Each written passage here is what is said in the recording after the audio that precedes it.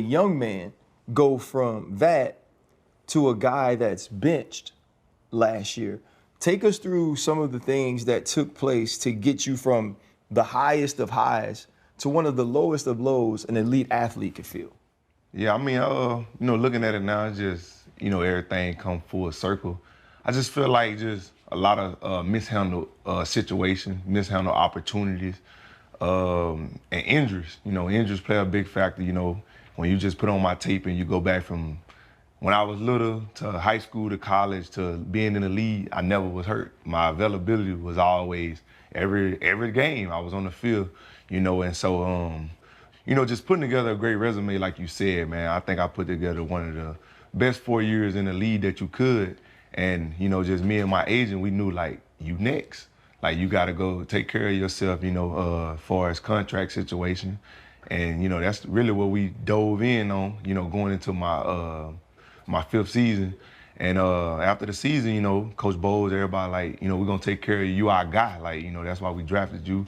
And, you kind of got that mindset of like, I'm that guy. I'm finna get what's deserved. You start pre-planning stuff. Like, I had some land right there in Tampa. Like, hey, I'm gonna get this, for my family to be good. And it just didn't happen like that. Once we get in and start talking to, the GM and everything, it's like, well, we had plans of you playing on your 5th-year option and all that. So me not knowing, I'm like, all right, what's next? I gotta do what's best for me. Like, man, Roquan did this before me. Torrey had all his stuff together. He had, all my stats. Fred Warner, he was showing me how he was gonna break down, like, to present to them for a contract. And, we didn't even get there. Like, they just said, we got plans for you. And that was the plan on your 5th-year option. And, he told me that on the phone. I said, man, I want to hear from them. So I bought my own plane ticket, went back to Tampa and talked to Coach Boyles and Jason Light. And, man, Jason reiterated it to me, and, at that point it's out of, the head coach's hand. He don't control the contracts, but he let it be known in front of Light, like, that's my player, that's who I want. So I ultimately most respected him as always. He really stood on the table behind the closed doors and, in my face, but it didn't work out, so I could do anything after that happened. I could cry about it, or whatever. I told Torrey, next step, let's push him. I asked for a trade. Did I want to be traded from Tampa? No, but I knew it'd put pressure on him. Like, man, let's lock our guy in, or let's let him go to somebody who value him more than us. And they obviously value me a lot because they didn't want to trade me. I know a lot of teams that called, and it's like they didn't want to do it, which was cool. You respect it. But I still had the mentality like I ain't let my guys down. I was at mini camp. I went to training camp, and I was, head on fire. Now I got something to prove. Like, I got to go just solidify another good year in the NFL to, get a new contract and get more longevity, for myself, and stability, as far as the contract. And, I feel like last offseason I had the best training camp I ever had since I've been in the NFL. Just mentally, physically, I was just on another level. And it showed, everybody, we get to the first game, everybody projected us to not even win. You know what the hype was. We played the Vikings, Jets, can we stop them, and this and this.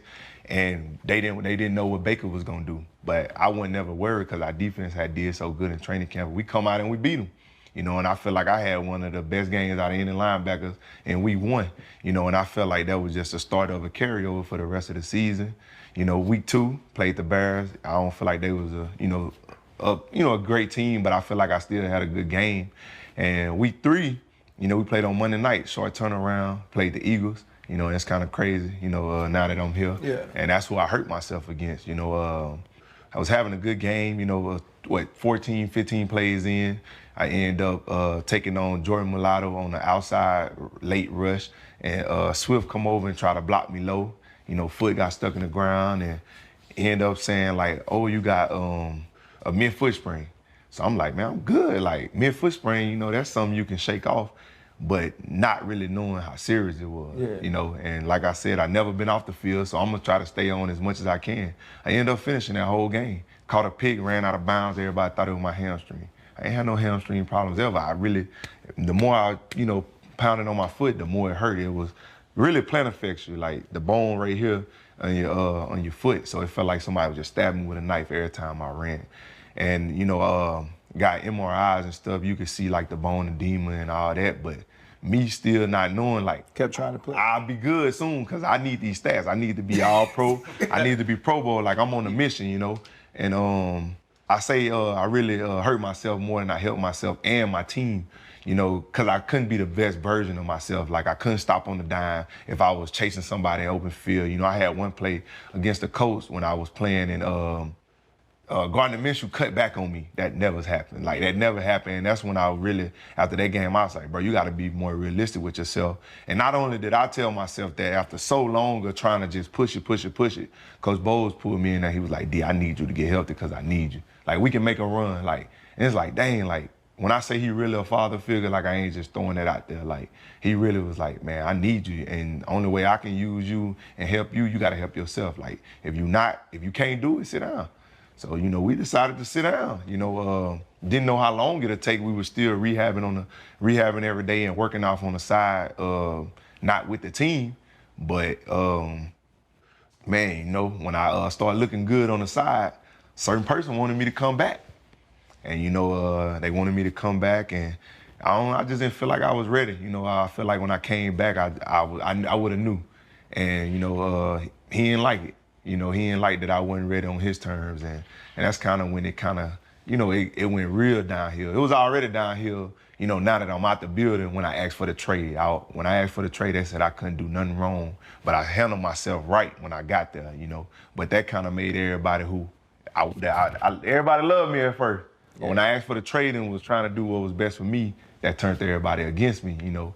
And not everybody, but, you know, some higher up people. Yeah, some of the people that make some of the decisions. Right. Yeah, that turned them against me. We've all been through it. It's the business. That's the nature of it. But, you know, change brings forth new opportunities. You know, for me, it was the unknown in that was more intriguing, right? So you look forward and that excites you. At this point in your career, how excited are you to make that change and be here in Philly now? And are you looking forward to embracing everything that comes along with it? Yeah, I mean, just thinking about it now is all full circle. I always wanted to play in a big market, you know, because I feel like most defensive players not marketable, but I feel like I got a lot of intangibles on and off the field that really, if I was in another market doing it, I would be like considered like, you know, highly touted. You know, even, you know, I feel like I did good because Tom Brady boosted our market, but it's like I wanted that and now I got it. You know, now I can embrace it. I'm playing with new teammates. You know, I got some younger guys that I can relate to as well on defense, offense, and guys I played with in college or went to the opening with or the Under Armour Rivals camp. So it's like it's all full circle, and now we're here, and it's like I'm still in that leadership role. You know, I come here to a new team. You know, a couple things that was said about me. I was a bad locker room guy. Yeah. You know, I ain't been here 6 months and I'm on the leadership council here already. So that just to show you that when people want to put a narrative out there about you, they can. You know, my guys in Tampa still calling me right now saying they miss me. The locker room ain't the same, but I was the bad guy. Right. You know, but I just really want to just go out there and just have fun. You know, I was telling couple people the other day, like, man, I'm just back in that mode, like, to where I don't care about the business. It's gonna take care of itself because I'm a football player. Yep. And, you know, once I start wanting to take care of myself and trying to play both roles and have a say-so, I started losing what the ultimate goal was, and that's just to go out there and have fun and compete and, man, just let my light shine. So I'm back in that mode right now, and I'm having fun with it, man. I'm getting home at 8:30, and I'm still smiling, you know what I'm saying? I'm still smiling, I took less to come here. You know, when free agent started, I got some bigger offers, you know, from other teams, and, you know, Torrey knew I wanted to do a one-year deal because I gotta get what I'm worth at the end of the day. So I don't want it coming off that season last year. Mm-hmm. So, you know, I took less because I felt like it was a better situation. So, you know, it ain't even, that let you know it ain't about the money, never been about the money. It's just about the right situation, the right environment, and being able to have fun. Why? You took less money. That don't make no sense to me. Elaborate on that. Like, what situation here is gonna let me take less money? That's all I was about. Yeah, hey, man, shit, highest bidder when I was playing. Highest bidder. Nah, I mean, just at this point for me, you know, I'm just 26 years old.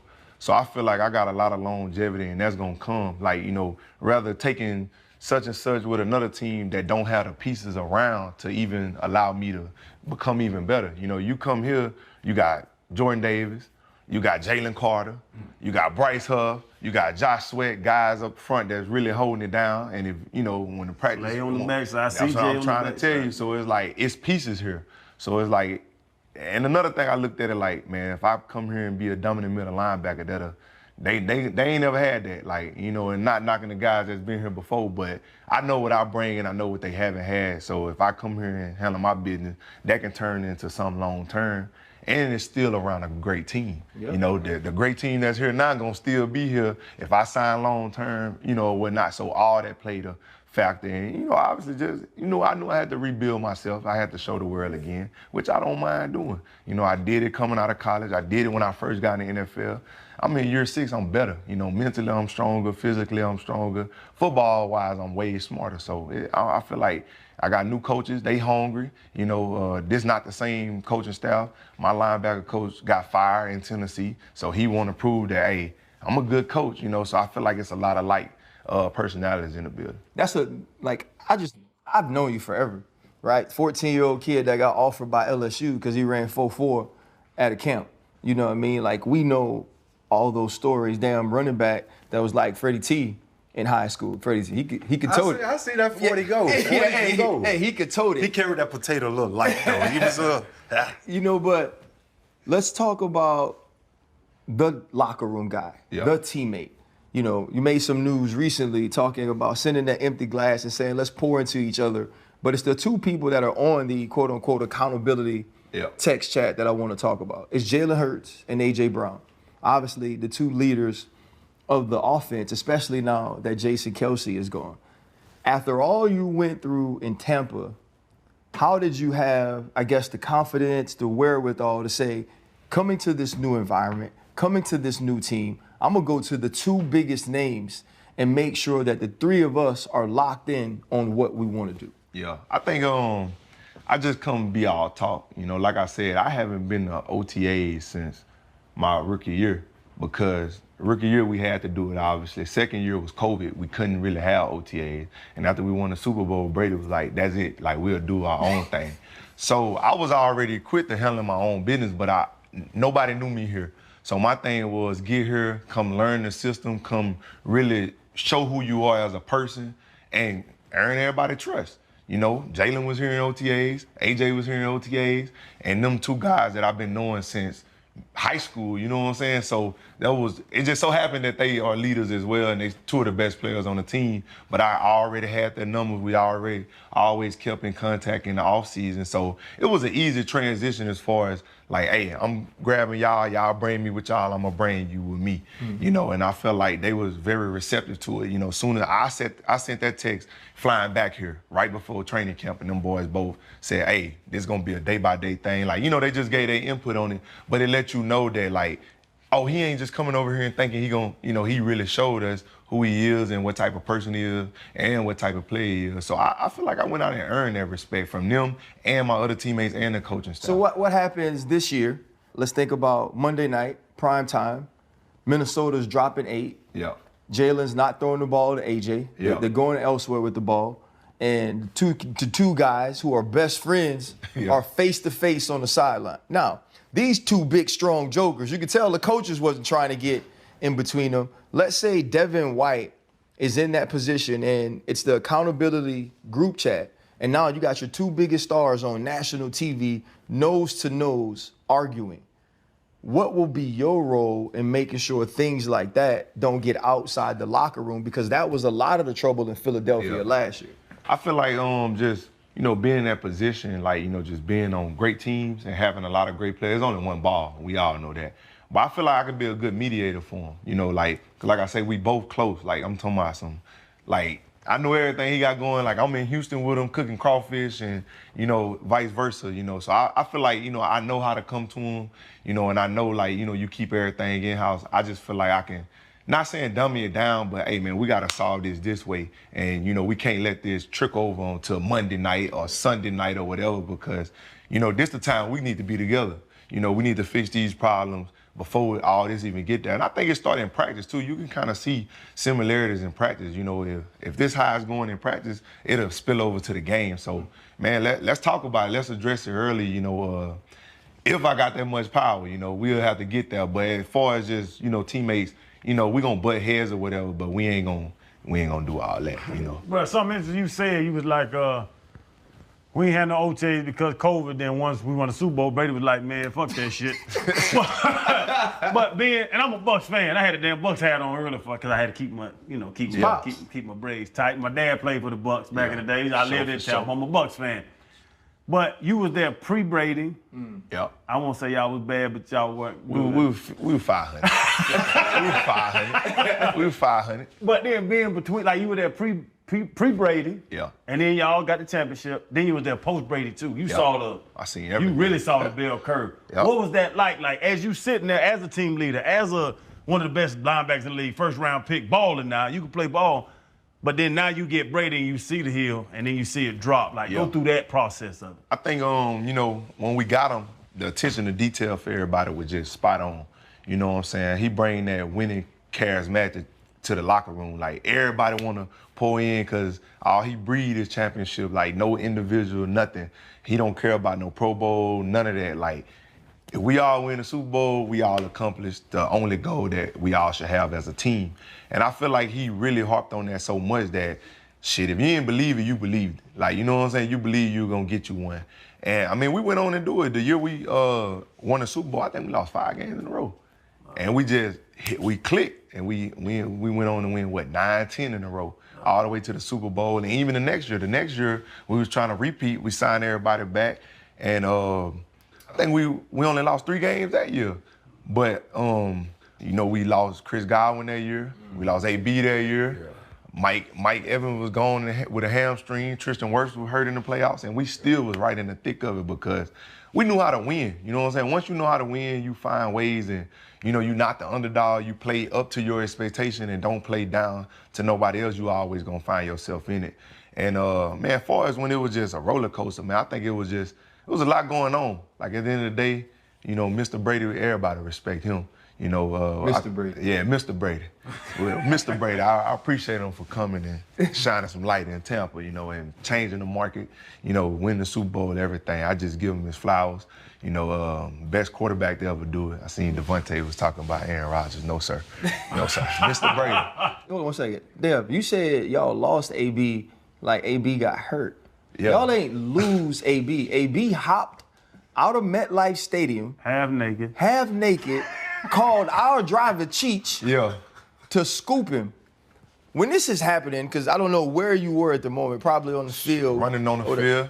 When you find out or you start to see that AB did this, what were your first thoughts? Man, I was kind of mad, you know, because me and AB was real close. Like when I tell you that dude, like give you anything, like from knowledge to the shirt off his back, whatever it is, man, he always bringing younger guys up. I will say that about him just being with him, man. You know, my coach, we would sit on the plane together, headed to that game, you know, playing tunk or whatnot. And my coach knew we was cold, Coach Mike Caldwell. When it was going on, he was like, hey, go get your boy. I'm like, what you mean? He was like, AB, like he seen him over there doing it. I'm like, bro, I gotta go on the field. We were playing the Jets. So I was like, man, next thing you know, I think Mike tried to calm him down. That just was that, you know. But at the end of the day, man, I don't know, man.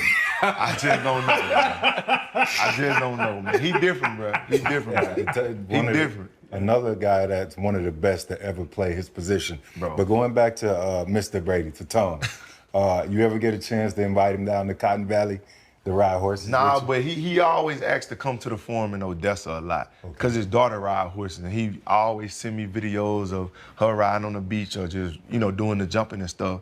So he was real adamant about it, but we just never got to it, man, because it was just a lot of back and forth. And then obviously the last year that he was there, it was a lot of shit really in and out for him as well. You know, that was the first time, like, man, we gave him the whole training camp off. Like, I don't know how many players ever had the whole training camp off and nobody cared. Like, I know I ain't care as a leader, like, man, handle your business, like, you know what I'm saying? But, I mean, you kind of gave him that respect because he earned it, but we just needed him on our team to win football games. I know that, because at the end of the day, that's what it's about. But, nah, as far as the horses, man, his family wanted to come ride, but we just didn't. How many acres you got down there? 70. I got 70 in Cotton Valley in Louisiana. Yeah, trying to give me another 50 in Texas, because that's why I want to, like, live. How did having your horses help you get through those times when you were going through your injuries and all that stuff back in Tampa? I feel like it just kept my mind off of it. You know, every day I came home, I go out there. Either you ride, like, you know, it's just a piece, because I ain't got to do nothing. The horse doing all the work, but you enjoy the feel. You enjoy, you know, just being out there in nature, you know, because, you know, being from Louisiana, most of us country boys anyway. So I feel like it was just a sense of peace, man. Like, if don't nobody understand me, them horses understand me, you know what I'm saying? I feel like it was a give or take. You know, I treat them well, they treat me well. Right. Because I don't got no other outlets, man. I don't really do nothing, you know, just family, horses, and ball. You know, I give my life, you know, God every day, you know, thankful for my blessings. And, man, that's kind of what I do, man. I don't really be in nothing else, you know what I'm saying? So I think it was just a sense of just relief. You know, when I get to the barn, whether you grooming one, you saddling one up the ride or whatnot, it just keep your mind off of everything. I'm going to come down with you. Come on, come on. I love showing new people how to ride, man. Hell with them horses. Nah, man, you got to get on one, man. No. I got people. When you go to horses Cancun and ride on the beach, that ain't what I do. Bro, Man. horses don't fuck with me. That ain't what I do, man. Horses don't fuck with me. I be on the horse, and the dude said, kick it in the side. Yeah, my horse gonna start high stepping for you. I kicked it in the side, and the horse turned his neck, look me straight in my eyes. That's them horses that he on the island. In the Cancun, Look me straight in my eyes, them donkeys, and I let the reins go. Oh, yeah, you over with. That's your steering wheel. And then he just walked real slow down the beach, and I just sat on his back, and he was just chilling. His name was Johnny Walker Black. I knew something was wrong. He was named after liquor. I said, oh, Lord. Yeah, horses don't, because they got that spirit. They know they get tense when you ain't. And I don't fuck with them, they don't fuck with me. We ain't friends. When you come to my farm, I got you. Dev, man, how has it been, obviously, because I'm from the crib, losing Daisy May, I knew it was sudden for you. How difficult was that when you talk about the relationship you have with your horses, you know, so many times with the animals we get close to, we outlive them. Facts. How difficult was that for you? I think it was real difficult because I had that horse when I was in college. You know, that was my second horse ever in my life.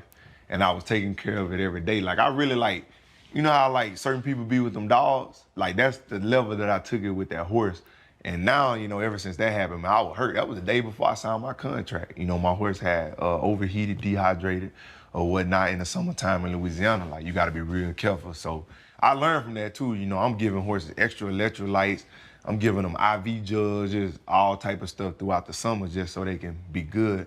And I went and did more research on, you know, horses and learning stuff about that so it wouldn't ever happen again. But now, man, I don't try to get too attached to them. Like, I treat them well, but I don't want to get too attached to them because, like you said, man, we most of the time outlive these animals. So I treat them well, treat them like kings and queens, but I also respect the other side of it that, like, anything can happen in a day. Like, you can go out there and the horse can colic, which means intestines just twist up just out of nowhere, and you really can't do much to save them unless you get them to a high-dollar vet. So I be careful with them now, but I own more than I ever, probably than a normal person, man. I probably got like 50 horses now. Well, so a normal person like myself doesn't own any horses. That's what I'm saying. So like you said, like more than a normal person, that would be one. You know, so owning 50 is a true passion. I want to take it back though to the crib, to a young Dev. Yeah. You know, I know this story, but June 11th, 2024, JJ would have been gone 13 years. Yeah. You know, that was your older brother. Talk a little bit and tell the people who don't know that part of your life a little bit of why you wanted to wear hats like him, you wanted to dress like him. What made JJ so important to you? I think just growing up, you know, my father was incarcerated a lot. So the next older person, you know, that was a man that was really doing it that I felt like I can like imitate was him. You know what I'm saying? We did everything together, from getting me in the little clubs around town, teach me how to drive the whip. You know, just, you know, we had like a little old, little blue little car. I'm talking about, it wasn't posted for nothing in the world, like, but that was our way around town, you know, just any little thing like that, trying to just make sure I'm straight. You know what I'm saying? So I really took that into like effect, like, dang, like this my hero. This the person that, you know, he good in track, you know, he get all the girls, you know, he got swag, you know, he's real big on the waves. Like, I was trying to imitate everything because he the only male figure that I really had to look up to, you know what I'm saying? Just because my father was incarcerated when I was young. So I don't know, man. I think, you know, the time come around, you know, you always get sad. It ain't easy losing nobody from, if it's 1 year to 10 year or whatever, it don't get easy, but man, you learn to live with it. You lean on God. You find your peace within it. And just kind of like having a guardian angel. I think my thing is I be like, I got too many guardian angels. It really kind of hit you sometimes. A lot of people don't even know. When I was with Tampa in my 4th season, my father passed, and I still got on a plane to go to Germany and play. Probably had one of the best games of my life, and it's like, you be so loyal to the damn team, but when it come back around, they ain't nowhere to be found. And it's like now, you don't want to be for self, but you want to make sure that you keep the main thing. And like, even when I was going through the contract, negotiation with them, to piggyback on that, that was a lot of that was eating me up on the inside. It's like, bro, I done paid through a couple of injuries that was nagging. I helped do this. I'm in the community 24/7, and I'm still gonna do it even up here. And I still got my foundation in Tampa that I'm still gonna run because that's just me. Yeah. That's just me. But it's like you do so much, you never been in trouble, and it's like, dang, I'm not y'all guy. Like that kind of killed me a lot inside too. So it's like, damn, if I can do it over again, I should have been on a plane going to see my family rather than going to Germany, playing my heart out for somebody that don't even really value me for real, for whatever reason. So it's like, dang, then I watched when y'all was talking to Ayuk, and I'm like, damn, I wish this would have came out before I got into my process. Maybe I would have handled it a little more different, but in my head, it was like, all right, prove it to him again. But, man, death ain't nothing to play with. I feel like, man, you got to cherish everybody in the days and the time that you got with them, because when they gone, they gone. I'm talking about, you go sit at a graveyard, man, it hit different. Yeah. You know what I'm saying? I really respect the time that I had. I never always find the bad stuff in it. I respect the time that I had. I got a lot of great memories, and I got a lot of things. Like even the Tampa Bay situation, that was my brother's favorite team. I got drafted to him. I helped him win a Super Bowl. Man, that was the highlight of that. Like, that was what I really leaned on the most, Barber was his favorite player. Me and him run they cool. So it's like, dang, like a lot of stuff came full circle for me. And I respect the situation. God don't make no mistakes. I learn from it, and I look at it in more of a positive light now than when I was younger. Man, just hearing the story about Pops not being there and looking up to your brother passing. Yeah. Is that why you grind so hard? Is that why, are you trying to, I don't say prove something, but you trying to be that man that you didn't have? Yeah, I feel like, man, I got children and everything now, so I just try to be a perfect person. You know what I'm saying? It's hard. But, man, my brother was a person, like, he had a college track scholarships, but he said, man, I need to go make some money, help take care of my younger siblings. I want to buy out this. And that really hit home, I'm like, man, I got a gift. So I want to do it too. But I knew I couldn't do it without hard work. I knew I had to stay on track, and not get sidetracked. Everything that he wanted to do, I did. I bought the family a new house. Everybody got a car. We got the land that the land that I bought, we grew up across from it in a trailer home. It was just flat land. They used to cut it for hay. As soon as I signed my contract, the first thing I did, hey, do you want to sell that land? He was like, we'll sell it to you, Devin, with the woo. I got it, you know what I'm saying? So I feel like it was just to fulfill all the promises that he made. I think that was part of the reason why, like, man, I gotta make it. It ain't no other choice. Because it ain't really much you can do where you can go get a lot of money to take care of your family like that. So I feel like football is also my outlet. You can let all the aggression, the pain, the energy, you can let it all show on the football field and not be judged. I feel like a lot of my stuff was like, people like, oh, he's so aggressive, he talk a lot. Man, it was a lot of anger coming out, like a lot of sadness, and anger just built in one. And it was like, that was the way I expressed myself, just, standing over people talking noise, like, you don't feel how I feel, like, you know what I'm saying? You ain't come from what I come from. Not knowing they could have had the same path as well, but that's just how I express myself. Seems like you put pressure on yourself, especially saying, no, I don't want to sign an extended deal. Put me on a one-year deal. Yeah. Let me go and prove myself to everyone. My question to you is this. There's a short list of very good players drafted out of LSU defensively. Yeah.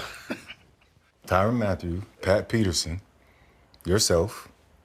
I can't really think of Jamal, Tre'Davious, Glenn Dorsey. It is. I'm talking about defensively. Sting. Like we got guys. Those are the good guys, right? Those are good guys. I think he would be in the top 3 in that conversation, in my opinion. So my question is, from a motivation standpoint, you're putting pressure on yourself. Now you're embracing this change, coming to a new team. You have all the opportunity in the world to go out there and say, I'm going to be the best defensive player ever drafted out of LSU. And I'm saying, I'm emphasizing drafted because RC was a really good player too, but he was undrafted. So I put emphasis on drafted. Do you see yourself being at the top of that list when it's all said and done? Yeah, I feel like I was very blessed to get a great start. You know what I'm saying? Like, I'm off Twitter right now, but I used to be on Twitter a lot. And even the Bucs used to put the Bucs social team, all the history stuff. Like, man, me and Brian Urlacher are the only two players with this and this and this. And that stuff used to, like, hit different because I'm like, I really can't believe I'm doing this. Like, because I'm just making plays. I'm having fun. I'm not looking at what I got to do to go in history. But it's like, as I was having fun, I was doing it. And, you know, even I didn't have the best year, I still put numbers that keep helping my career as far as, like, the end result. Because the end result, you want to go in the Hall of Fame. Right. It ain't just to, you know, get money and all this. You want to be considered one of the best. Like, we was talking about it today. A good buddy of mine who mentored me, he going in the Hall of Fame, Patrick Willis. I get a lot of advice from him. He played 8 years. So that's even more motivation to when you talking about being one of the best LSU players. Because that's hard, man. That's some dogs. Like, I'm talking about some straight dogs. But out of all those players you say drafted, I was number 5. You know, I don't take that, you know, that ain't no pat on the back. I earned that. Correct. You know, so I feel like everything else, I got to go earn it. And I still got a long time. Levante keep me motivated. He in year 13. I played beside him for 5 years. And I know what a pro look like. I know what Hall of Fame numbers look like.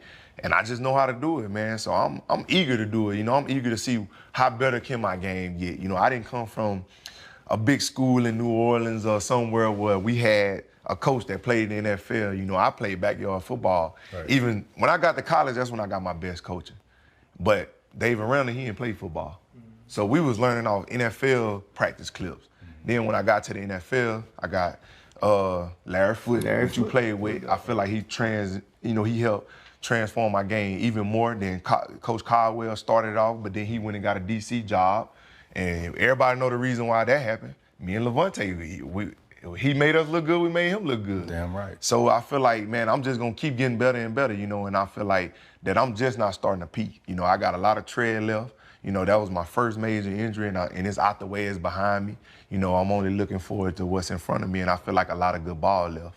So who else goes on that list then, Fred? So, because I'm not on it. Who them dudes? So who do you? Okay, that's a good out there. Freddie T, it's a great question. Okay, so let's take you off the list, right? But are you going about? Give me four more players. Let's take since the 2000s though. Like that's not.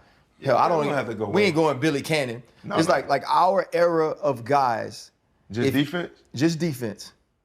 Just LSU defense. Yeah, just LSU defense. Who are the 4 other guys you put up with you if there were, because it'd be a Mount Rushmore now, not a top 5 because we're putting you in. This is college or this is college. NFL? College. Oh, okay. Yeah. Tyrann Mathieu. Number 1 to me. Tyrann Mathieu. Number 1. Trendsetter. Number 1. You gotta go Pat Pete. Yep.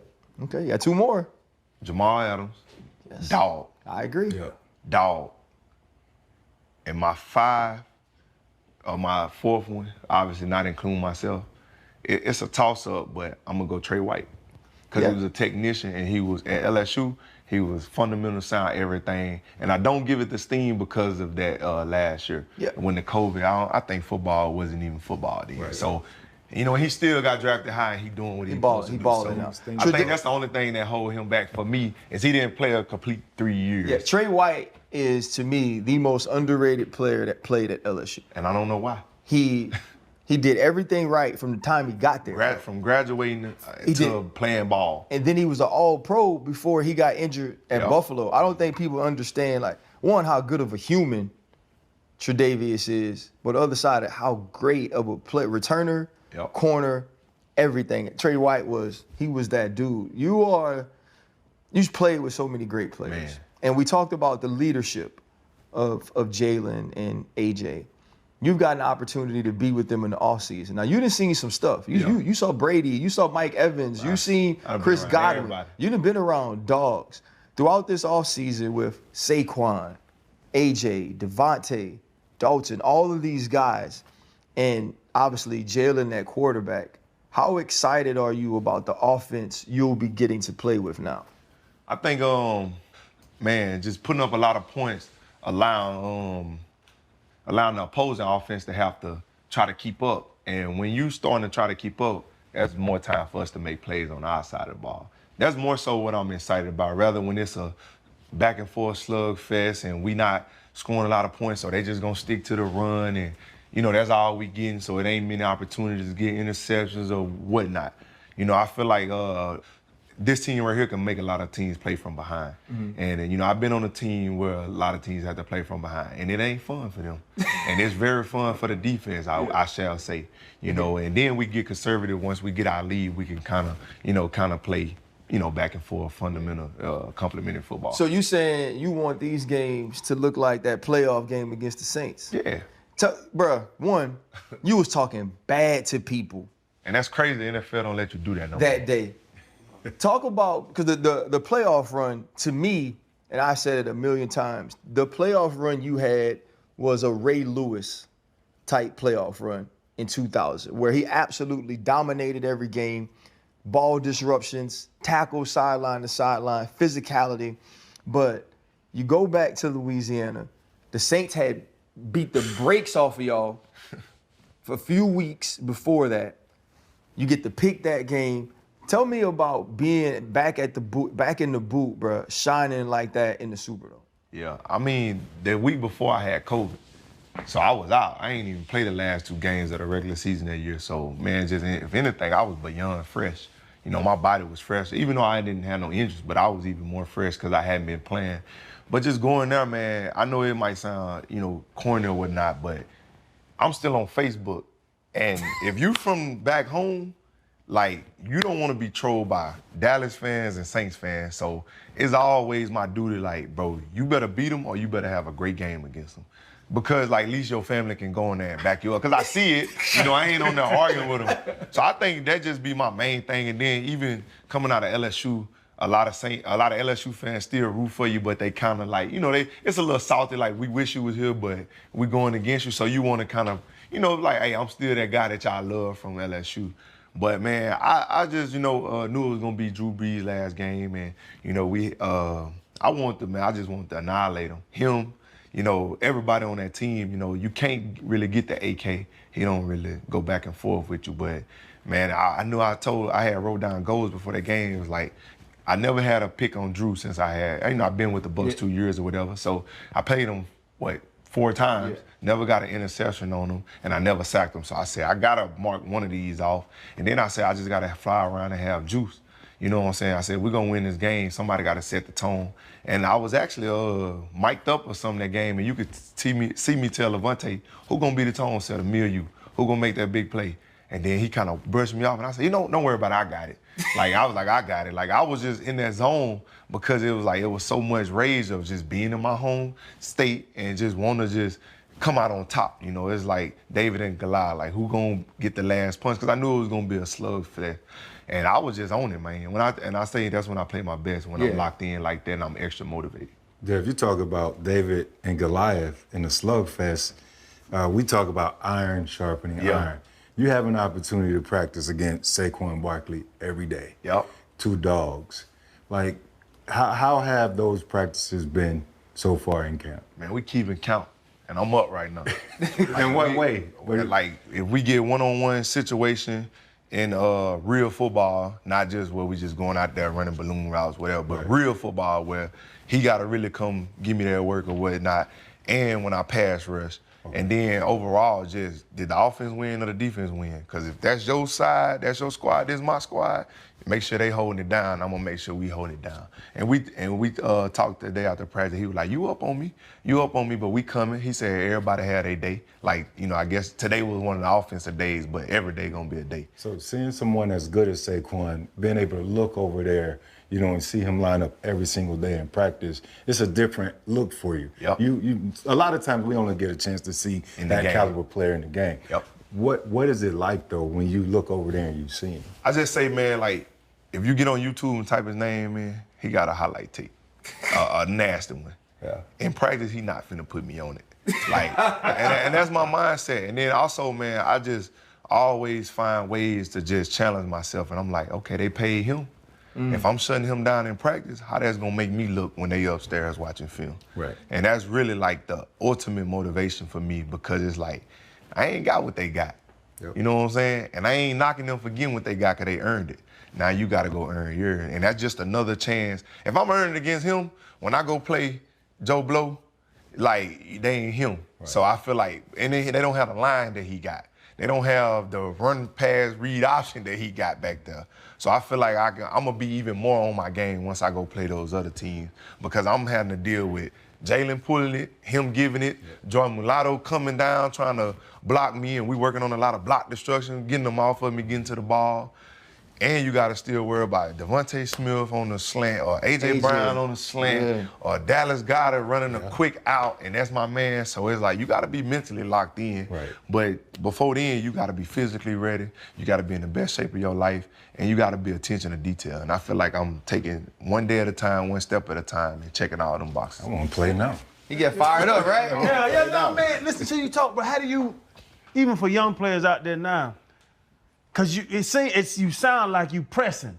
Yeah. Like, I got to prove something. I got to prove something. I got to prove they was wrong. I got to go, you know what I'm saying, 1 year deal. I'm in that mode. But how do you separate pressing from just playing ball? 'Cause you like, I'm having a good time, but you, like, a lot of guys press and start fucking off. Yeah. And start messing up. So, like, that separation, you do it at a high level, but how the hell could you separate, or even tell a young player to separate? It's almost, Chan, like you said, it's almost like how you separate pressure from pressing. Yeah. Yeah, You know what I mean? Bro, like, I need to prove something to him. Like, oh, bootleg, now your ass is out the play.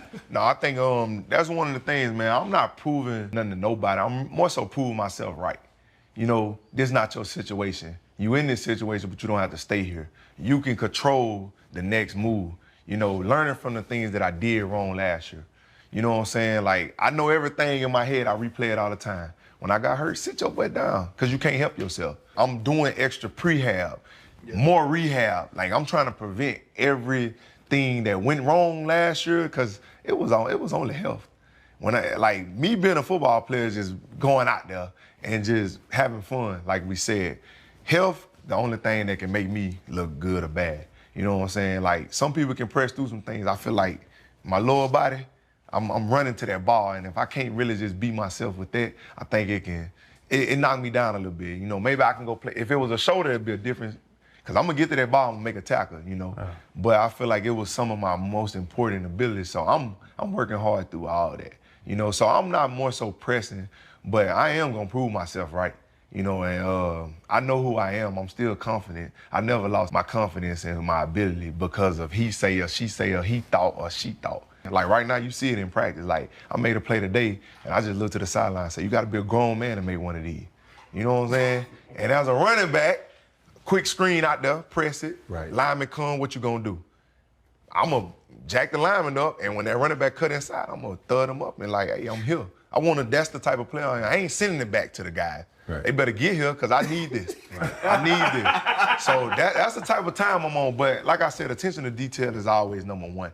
You know, and I had told N'Kobe that, you know the roll boot where the running back run straight to the flat, but the line going that way, and we in man-to-man, that was his play today. I'm like, bro, your attention to detail, this is what Larry Foote used to say, your man don't catch the ball, you get paid.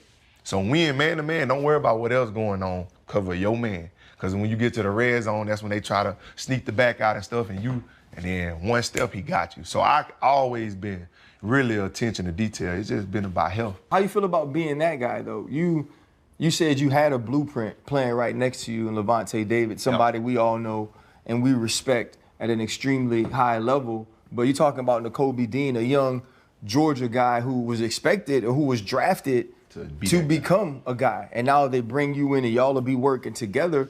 It's like, now he's going to be looking to you. So it's not only making sure that Devin's straight, it's making sure that N'Kobe's straight. It's making sure that Big JD playing ball up front, making sure CJ understands what needs to be communicated. You got the young corners that's been drafted. How does it feel? You come to a new place, you're already on the leadership board, but you know people looking to you because you the Pro Bowler, Super Bowl champ on the defense. I respect it. You know, I've been in that role ever since I was in Tampa. When I got there, I wore the green dot. Levante Davis was on the team. You know, I called the plays. When the situation came fast, I'm the one who had to spit it out if Bowles couldn't bring it in. So I embraced those moments, man. And, you know, I was telling him the other day, like, a part of me kind of glad that I ain't playing next to you. Because people didn't look at it as like... Levante? Yeah. Like the dynamic duo.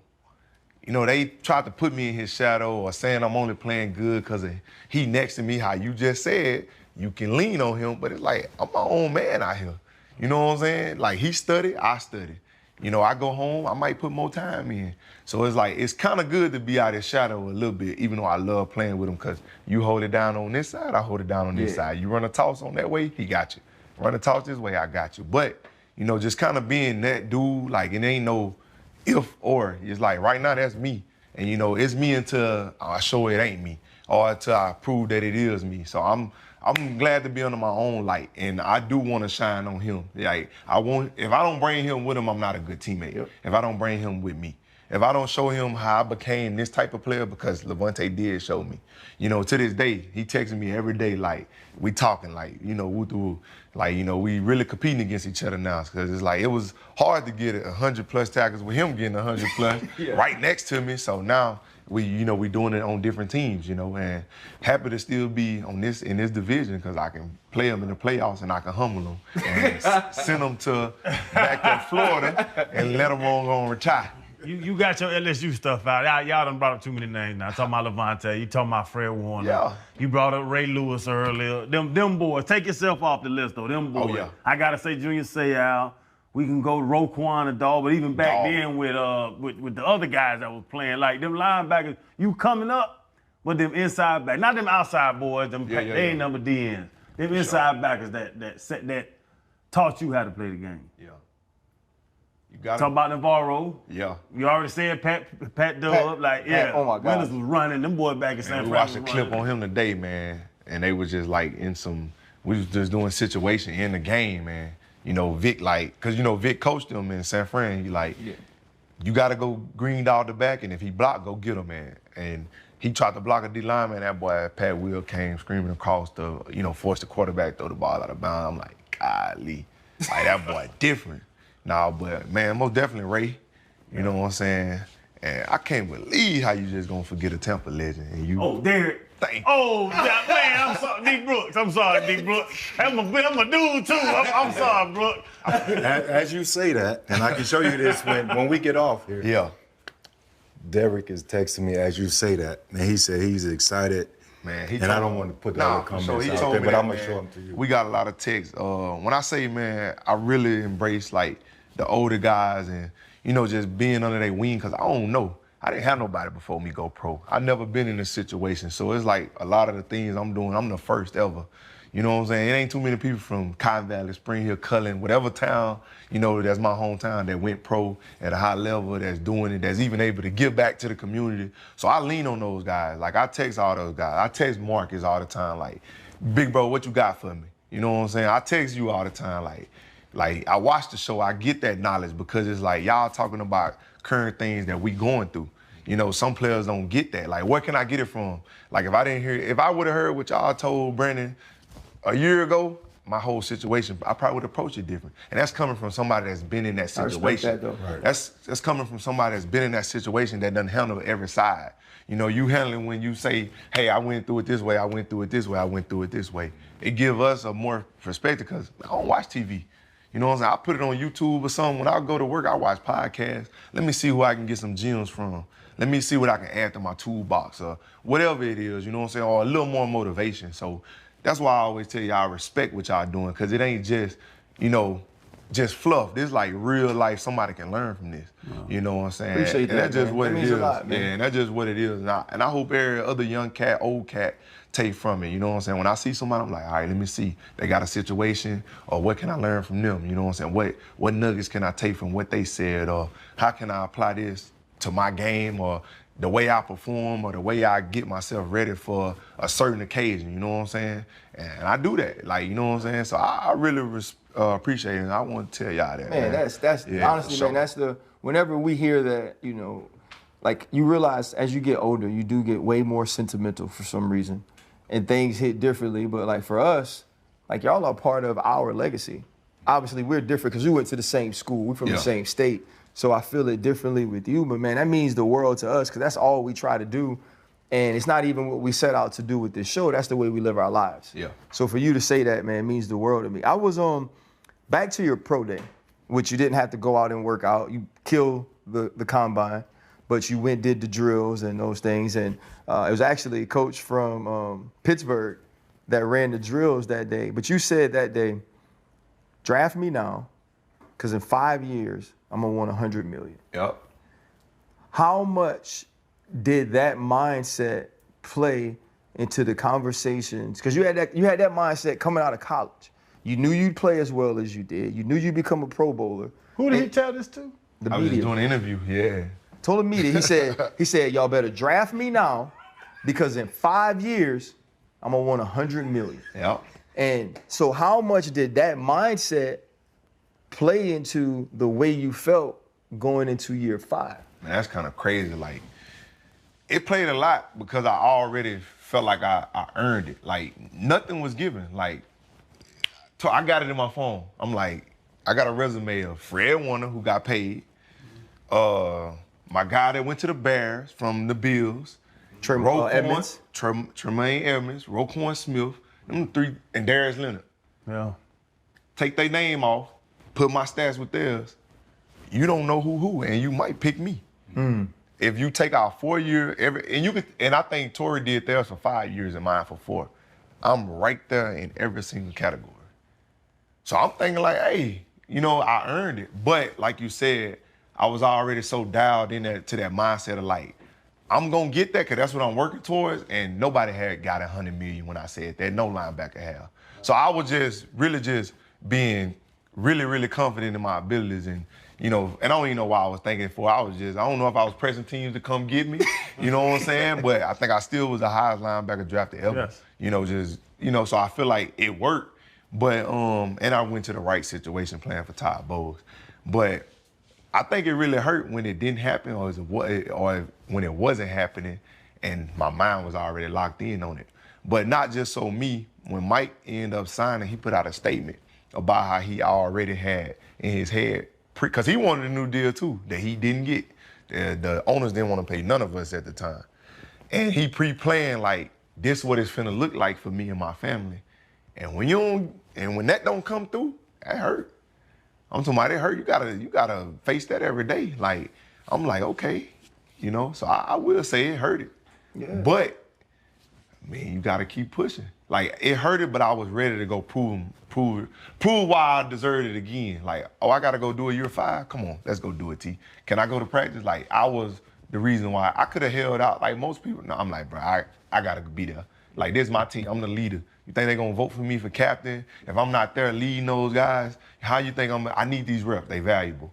And that's when we just shut it down. Man, go play ball. Dev, how did the narrative start though that it was about you being a bad person? Because I heard it too. There's a riff in the locker room. You keep talking about how much you love Todd Bowles. At this time, Todd Bowles is the head coach. Yep. And they're saying that you aren't playing because teammates don't like you and coaches, like this is written, Dev. How do we get there when you're sitting here talking about that relationship, the relationship with your teammates, how bad you wanted to play? Yep. Man, I think that just comes from the higher up. When I say the higher up, it's above the coaches. Like, even when I was to come back, and it was, you go out there and show me that you're 100% on your foot, you back in the game, because I need you. My first game back was against Jacksonville. I graded out the highest player of the NFL on defense. 2 sacks, pick, couple tackles, and I only played third downs, but we started running the nickel, and then they had to stay in nickel because they had to throw the ball. Next game, I still didn't really play that much. So I already know what's going on at this point. You know what I'm saying? All that he ain't a great player, I know what's going on. And I really accepted it. You can call Coach Foot. At the end of the season, my ex of me, I should have came to you sooner and, holler at you about a couple of things, but I respect the way you handled yourself. Like, I could tip my hat on that. Because I ended up finally seeing what was going on, but I still didn't get out of character. Go watch Trey Palmer score against the Eagles.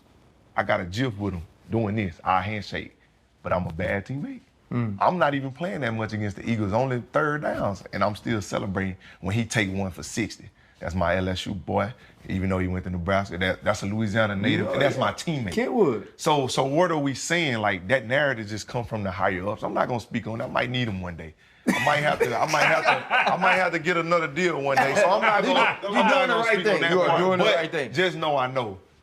Our nutritionist, Jess, just text me, how are you liking Philly? Damn, I'm a bad person, but she's still caring about me. Are you hydrated? I don't play for the Bucs no more. Mike Evans called me today. What you doing? In the locker room, just sitting here playing a little tunk. No, started that. Well, who really kept the tunk game going? Sending me pictures. We miss you. CG was just talking about you. Chris Godwin. Talk about me. Why? I ain't done no more. Them my guys. Vita called me the other day. Kalijah sent me a video of me on the NFL Network today. Said, look at my fox, because we call each other foxes. Like, so it's like, don't believe everything you hear, bro. Like, I told Howie, he FaceTimed me. Another reason why I was confident. He the only GM that wanted me, that FaceTimed me to talk to me like a man. Like, didn't go through Torrey. Torrey, what's his number? I okayed him to give him my number. He FaceTimed me and he said, bro, I was once in your position before, and I was the GM here. No, you don't even know it. Because I did, I had a downfall, and I had to work my way back up. He said, you in that same position. I feel like that was God. Like, we got the same mentality, right? Like, that's what I'm going through right now. I was just high up. Now I'm down, and now I got to come back up again. This GM just called me on FaceTime and told me, like, we could use you here, and told me his situation, and felt like, man, we kind of attached in a certain way. Now, I just thought it was God. That was another reason why it was so easy to pull the trigger. I said, man, I'm coming. Like, I'm coming, like, and then I know it's real genuine, man. Like, he take care of his players. Like, we know Smitty a dog. Smitty ain't been all pro or Pro Bowl, have he? Smitty got a deal. Money. Thank you. Hey, man. Hey, man. It goes back to trust. You said that earlier. Yeah. You was talking about Tom. It goes back to trust. And that's the reason they called you on a personal level to try to get you to come in. But you talked about keep pushing. And for us, that is the pivot. Our mantra is accept, adjust, and move forward. You gotta keep just going forward. You here now, it is what it is. And you watch the show, so you know what question is coming. Your biggest pivot. Yeah. Your biggest pivot in life. Man, I got a lot of pivots. But I ain't gonna lie, I think lately, man, I don't know, man. I think when I lost my dad, I feel like that was the biggest of the biggest, because growing up, I felt like I never had him just because he was incarcerated for like 9 to 10 years. Then when he got out, he wanted to like live a life of catching up to the world. So I feel like I still didn't have him. So I was like real angry with him to the point where I just like, bro, I ain't want a relationship with him. And I knew like he wanted the support, but I ain't feel like it was for the right reasons. And man, I think I went a year without talking to him. Like, no joke, I went a year without talking to him. And man, we had a game after we won the Super Bowl. We opened up against Dallas and Tampa, and I was making a block downtown. It's like 2 a.m. And I had went by the hotel down there. I got out. Man, I heard somebody calling my name. It was my dad and my stepmama, or mostly my stepmama. And like, she walked over like, woo the woo. She ended up telling me, like, I told your daddy, like, that's still our son. Like, let's go talk to him, even though we ain't talked in a year. And like, man, I was like, man, that's God. Like, it's 2 a.m, bro, and I'm downtown in Tampa, and he still came to support. So I'm like, man, I gotta, whatever on my heart or whatever, I gotta let it go, because this ain't right. So man, we